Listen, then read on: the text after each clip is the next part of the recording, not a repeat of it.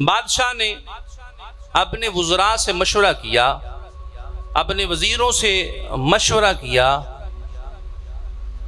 کہ کس طرح ہم یہ جو وقت کا امام ہے علی نقی علیہ السلام، اس کو ہم کس طرح معاذ اللہ شہید کر سکتے ہیں، قتل کر سکتے ہیں، کوئی مشورہ دو۔ ہم نے ہر طریقہ اختیار کر لیا ہے کہ ہم امام علی نقی علیہ السلام کو شہید بھی کر دیں، معاذ اللہ ان کا صفایا بھی ہو جائے اور ہمارا نام بھی نہ آئے۔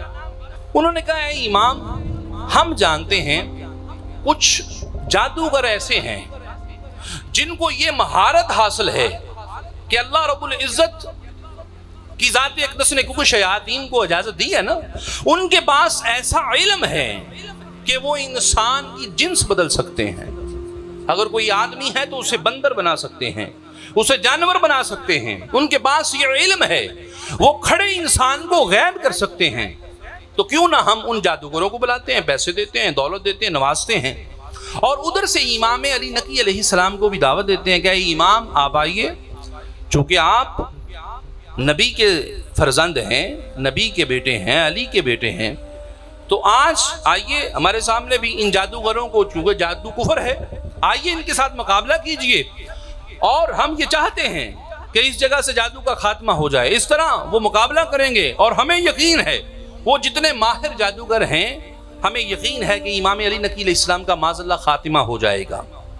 دوستان محترم، روایات میں آتا ہے اور میں عرض کرتا چلوں، واللہ تعالیٰ تاریخ گواہ ہے کہ نبی کا نواسا یا نبی کا بیٹا، علی کا بیٹا جہاں بھی گیا ہے تنہا گیا ہے، مقابلے میں کوئی ریشو نہیں ہے۔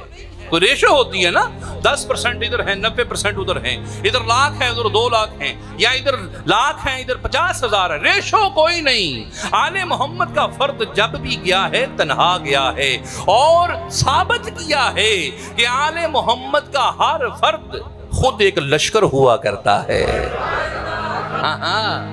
امام علی نقی علیہ السلام قبلہ بادشاہ معتمد عباسی کے دربار میں خلیفہ کے کہنے پہ گئے، اور آپ کے ساتھ صرف ایک آپ کا غلام اور خادم تھا، اور ادھر 24 جادوگر، بادشاہ کے وزراء اور اس کے سپاہی، اور اتنا ہی مجمع تماشا دیکھنے والا کہ آج دیکھتے ہیں امام علی نقی علیہ السلام کے ساتھ کیا ہوتا ہے، نبی کے بیٹے کے ساتھ کیا ہوتا ہے۔ روایات میں آتا ہے کہ امام علی نقی علیہ السلام تشریف فرما ہوئے، اب بادشاہ نے کہا اے امام، اے رسول اللہ کے بیٹے، ہم نے قرآن پاک میں پڑھا ہے، سورہ ہے کہ جناب موسیٰ علیہ السلام کے مقابلے میں جب جادوگر آئے، جادوگروں نے بڑے بڑے سانپ جادو کے ذریعے موسیٰ کے سامنے چھوڑے، اور پھر موسیٰ علیہ السلام نے اپنے عصا کو حکم دیا، اور عصا نے سارے جادوگروں کے سانپ کھا لیے۔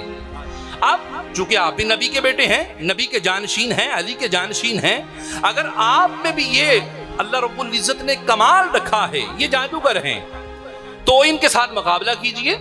اب امام علی نقی علیہ السلام نے جو شریعت کا حکم ہے، جو اسلام کا حکم ہے، جو آل محمد کا تیور ہے، امام نے فرمایا بھی اے جادوگرو، کرو اپنا مظاہرہ، کیا کرتے ہو، اپنی مہارت پیش کرو، اپنا جو کرتب ہے پیش کرو۔ انہوں نے کہا نہیں امام، پہلے آپ نے فرمایا یہ ہمیں منع ہے۔ خیر آخر بادشاہ معتمد نے گزارش کی کہ امام آپ پہلے اپنا کمال ہے، جو آپ کی جانشین رسول ہونے کا جو آپ کا کمال ہے وہ عطا فرمائیے، وہ دکھائیے۔ اب کیا ہوا؟ اچھا، امام نے فرمایا دیکھ لو، بعد میں افسوس ہوگا کہ ہم کچھ کر نہ پائے۔ اور یہ میں نے تاریخ میں پڑھا ہے کہ آل محمد کی طرف سے پہلی مرتبہ کسی پہلے شہزادے نے پہلی مرتبہ پہلا وار کیا ہے، میں نے پڑھا ہے، اور حکمتیں اس کی بہت ساری ہیں، بیان کرنے کا ٹائم نہیں۔ اب بادشاہ کے دربار میں ایک دیوار کے اوپر کلین لگا ہوا تھا، آج بھی بہت سارے گھروں میں دیکھیں سینریاں لگی ہوتی ہیں، ان سینریوں کے اوپر کوٹھیاں بنی ہیں، کچھ آپ دیکھیں گے سینریاں ہوں گی ان کے اوپر شیر بنے ہوتے ہیں، چیتے بنے ہوتے ہیں۔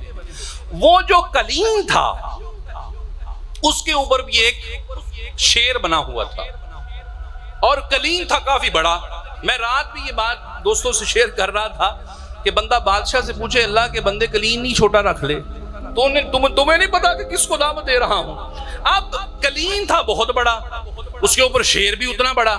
اب امام علی نقی علیہ السلام نے اس شیر کی طرف حکم کیا, اشارہ کیا اور فرمایا اے شیر بِإِذْنِ ہی میرے اذن سے نکل اور ان جادوگروں کو کھا جا.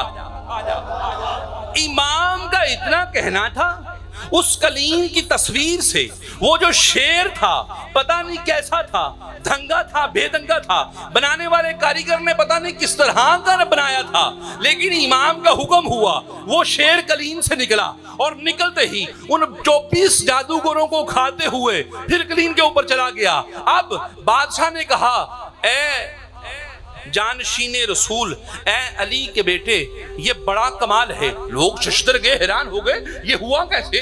کلیم سے ایک شیر نکلے اور سارے لوگوں کو کھا جائے, یہ کیسے ہو سکتا ہے؟ اور نامی گرامی جادوگر, امام کا ایک حکم ہو, ایک اشارہ ہو, سارے جادوگر ہڑپ, یہ ہوا کیسے؟ اب بادشاہ نے کہا اے رسول اللہ کے بیٹے, بات یہ ہے کہ میرے یہ جادوگر بڑے قیمتی تھے, مہربانی کر کے اپنے شیر سے کہہ, اس شیر کو حکم دے کہ میرے جادوگر واپس کر دے. امام علی نقی علیہ السلام نے فرمایا اے بادشاہ سن, تو نے حوالہ دیا تھا موسیٰ کا, اگر تو موسیٰ کے عصا نے فرعون کے جادوگروں کے سانپ نگلنے کے بعد واپس کر دیے تھے تو میں بھی حکم کرتا ہوں وہ واپس کر دے گا. چونکہ حوالہ دیا ہے موسیٰ کا, موسیٰ کے عصا نے سانپ کھانے کے بعد واپس نہیں کیے تھے, اس لیے سن, یہ شیر بھی تیرے جادوگر واپس نہیں کرے گا.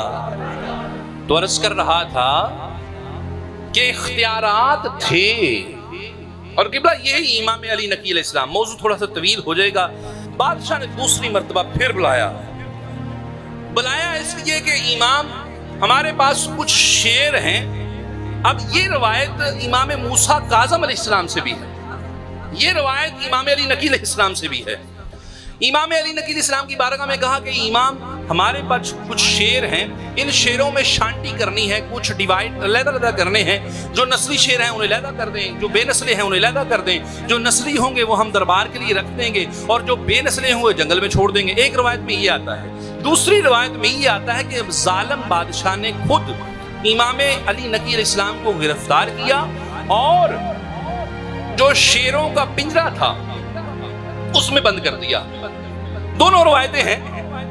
تو روایت میں آتا ہے کہ جب امام علی نقی علیہ السلام شیروں کے پنجرے میں گئے نا, اب چونکہ سارے بزدل کھڑے تھے, دل میں خیال یہ تھا کہ امام اندر جائیں گے اور شیر بھوکے ہیں, ایک لقمہ بنے گا اور شیر سب امام علی نقی علیہ السلام کا صفایا کر دیں گے, ہماری جان چھوٹ جائے گی. لیکن ہوا کیا, کیونکہ وہ شیر تھے نسلی, بے نسلے نہیں تھے, جانتے تھے کہ یہ آل محمد ہے, ان کو کھایا نہیں جاتا, ان سے تو کھایا جاتا ہے, ان کو نہیں کھایا جاتا, ان کو بھونکا نہیں جاتا, ان کے دشمنوں کو بھونکا جاتا ہے. امام علی نقی علیہ السلام اس پنجرے میں داخل ہوئے. روایت میں آتا ہے سارے جو شیر تھے لائن میں کھڑے ہو گئے.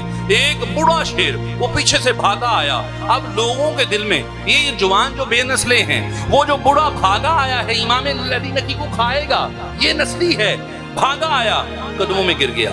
امام کے قدموں کو بوسہ دینے لگا, چاٹنے لگا, نالین کو صاف کرنے لگا. اب کیا ہوا, اب امام سے اس شیر نے باتیں کرنے شروع کر دی. اب جس زبان میں شیر نے امام باغ سے بات کی, گفتگو کی, اسی زبان میں امام نے اس سے بات کرنا شروع کر دی. اب لوگ حیران ہیں, یہ عربی بولنے والا, یہ فصاحت و بلاغت کا ماہر, یہ فصیح و بلیغ خطبے دینے والا, آج یہ شیر کی زبانی بول رہا ہے, کیا بول رہا ہے؟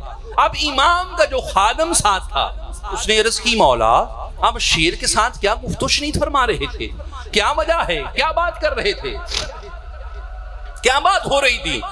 امام نے فرمایا اے میرے خادم سن, وہ جو بڑا شیر ہے میرے پاس شکایت لے کے آیا تھا, عرض کرنے لگا مولا جب میں جوان تھا تو میں جب شکار لے کے آیا کرتا تھا تو ان جوان شیروں کو کھلایا کرتا تھا۔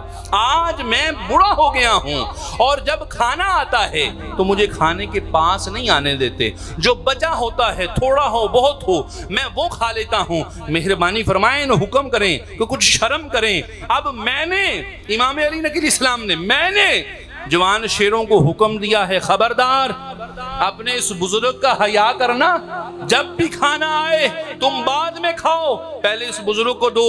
اللہ کی قسم روایت میں آتا ہے جو اس پنجرے کا خادم تھا، نوکر تھا، جو صفائی کرنے والے تھا، صفائی کرنے والا، خیال رکھنے والا تھا، وہ کہتا ہے جب امام چلے گئے میں وہاں پر کئی سال خدمت کرتا رہا اور میں دیکھتا رہا، جب بھی پنجرے میں کھانا ڈالا جاتا سارے شیر لائن میں کھڑے ہو جاتے، وہ بوڑھا آتا کھانا کھاتا، خوب سیر ہونے کے بعد چلا جاتا اور پھر جوان آگے ہوتے اور بچا ہوا کھانا کھاتے۔